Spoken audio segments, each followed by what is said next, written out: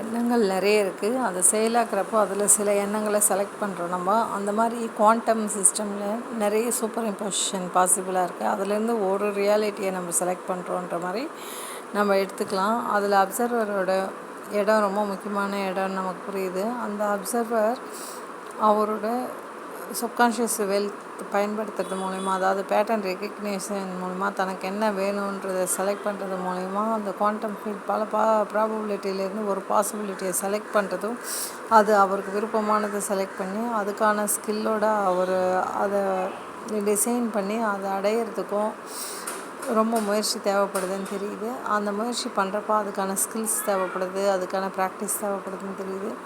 அப்போது நம்ம விரும்புகிற ஒன்று அடையிறதுக்கான ப்ராக்டிஸாக இந்த மெத்தடில் நம்ம அப்சர்வர் எஃபெக்டை பார்க்குறோம்.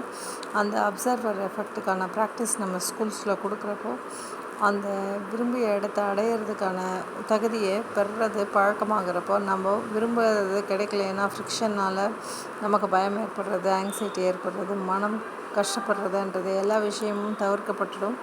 சைக்கலாஜிக்கலாக எமோஷ்னலாக நம்ம ரொம்ப ஸ்ட்ராங்காக இருக்கலாம். எமோஷ்னல் இன்டெலிஜென்ஸுன்றதை இந்த ஐக்யூ இன்டெலிஜென்ஸ் நார்மலான பிரெயின் டியூனிங் மூலிமா ப்ராக்டிஸ் பண்ணுறப்போ நம்ம ஸ்கூல்ஸ் மூலிமா கொண்டு வரலான்றதை நம்ம புரிஞ்சுக்கலாம்.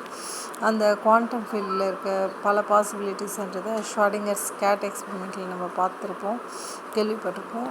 அதுவும் இங்கே கொடுத்துருக்கோம், உங்களுக்கு ரெஃபர் பண்ணி பாருங்கள். எந்த அளவுக்கு பல தாட்ஸ்லேருந்து ஒரு திங்கிங்க்கு வரும், அந்த ஒரு திங்கிங் எப்படி ஒரு நம்ம செயலாக மாறுது, அந்த செயலை எப்படி நம்ம விரும்புகிற விளைவை கொண்டு வருது, அதுக்கு தேவையான நாலேஜை எப்படி நம்ம வெளியிலேருந்து கூட அவுட் சோர்சிங் பண்ணி ப்ராக்டிஸ் பண்ணிக்கலான்றது தான் இந்த மெத்தடை நமக்கு கொடுத்துருக்கு. இது உங்களுக்கு புரியும்னு நம்புகிறேன். நன்றி. இது உங்களுக்கும் புரியும்னு நம்புகிறேன். நன்றி.